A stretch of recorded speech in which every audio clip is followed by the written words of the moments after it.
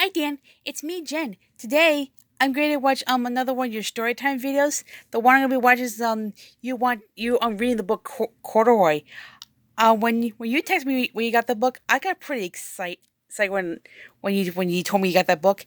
I'm gonna get ready to watch you listen to that. See, here it is right here. Watch.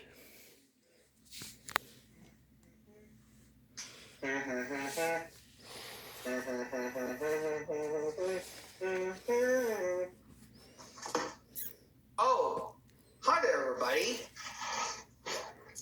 It's me, Dan the My Little Pony, and Sophia the First Fan. I'm going to be reading you guys a story today, and it's all about corduroy. So let's get on to it.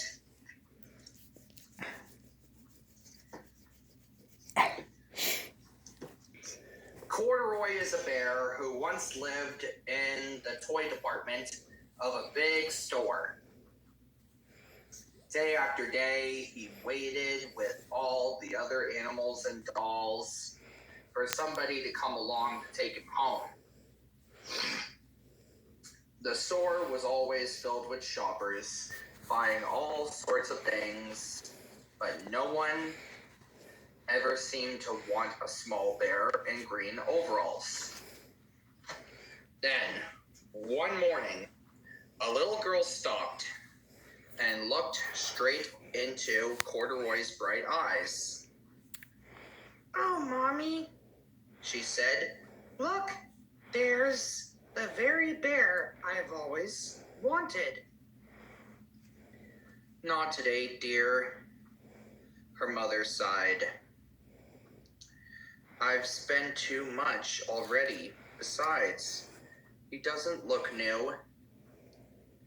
He's lost the button to one of his shoulder snaps."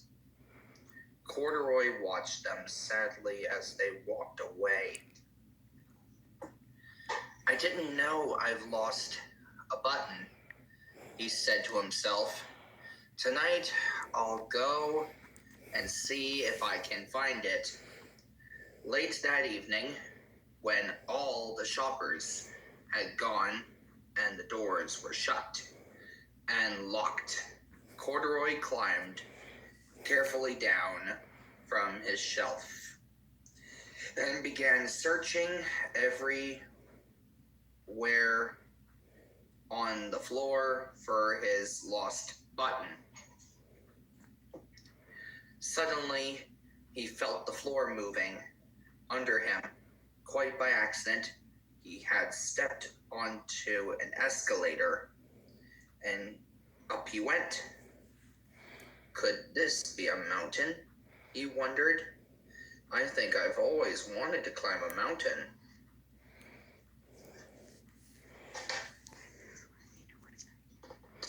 He stepped off the escalator as it reached the next floor. And there before his eyes was a most amazing sight. Tables and chairs and lamps and sofas and rows of beds. This must be a palace, Corduroy gasped. I guess I've always wanted to live in a palace. He wandered around admiring the furniture. This must be a bed, he said. I've always wanted to sleep in a bed.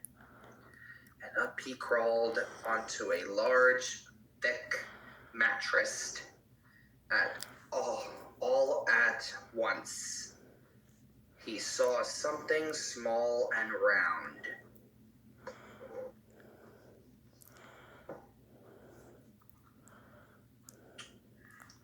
Why, here's my button, he cried. And he tried to pick it up, but like all the other buttons on the mattress, it was tied down tight. He yanked and pulled with both paws until pop, off came the button, and off the mattress Corduroy tumbled, banged into a tall floor lamp over it fell with a crash. Corduroy didn't know, but there was someone else awake in the store. The night watchman was going his rounds on the floor above. When he heard the crash, he came dashing down the escalator. "Now, who in the world did that?" he exclaimed. "Somebody must be hiding around here." He flashed his light under and over sofas and beds until he came to the biggest bed of all.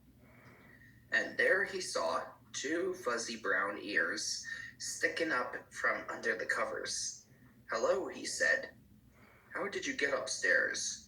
The watchman tucked Corduroy under.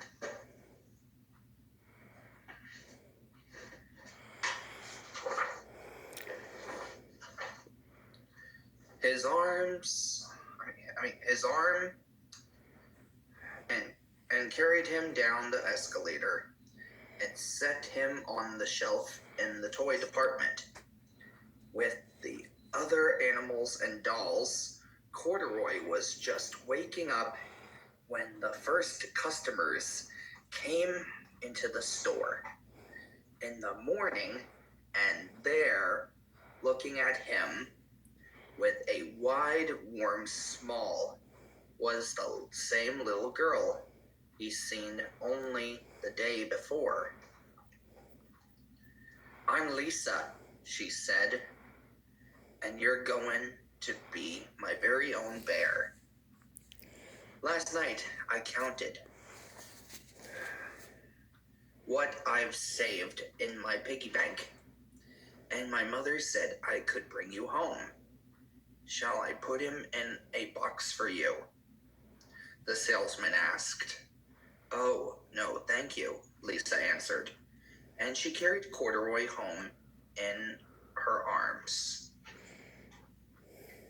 She ran all the way up 4 flights of stairs into her family's apartment and straight into her own room.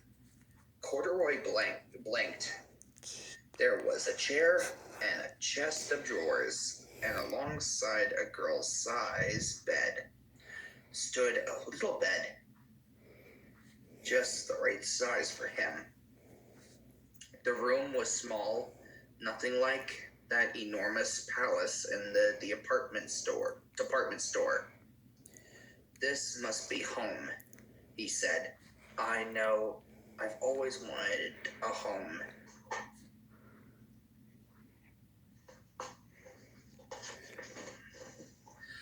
Lisa sat down with Corduroy on her lap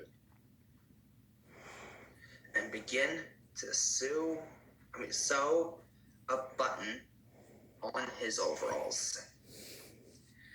"I like you the way you are," she said, "but you'll be more comfortable with your shoulder strap fastening." "You must be a friend," said Corduroy. "I've always wanted a friend." "Me too," said Lisa, and gave him a big hug.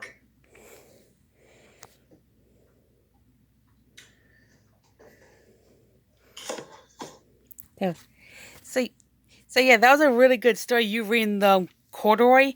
I'll have to find a copy of that book one day and be on the lookout for more videos from me very soon. So until then, bye, Dan.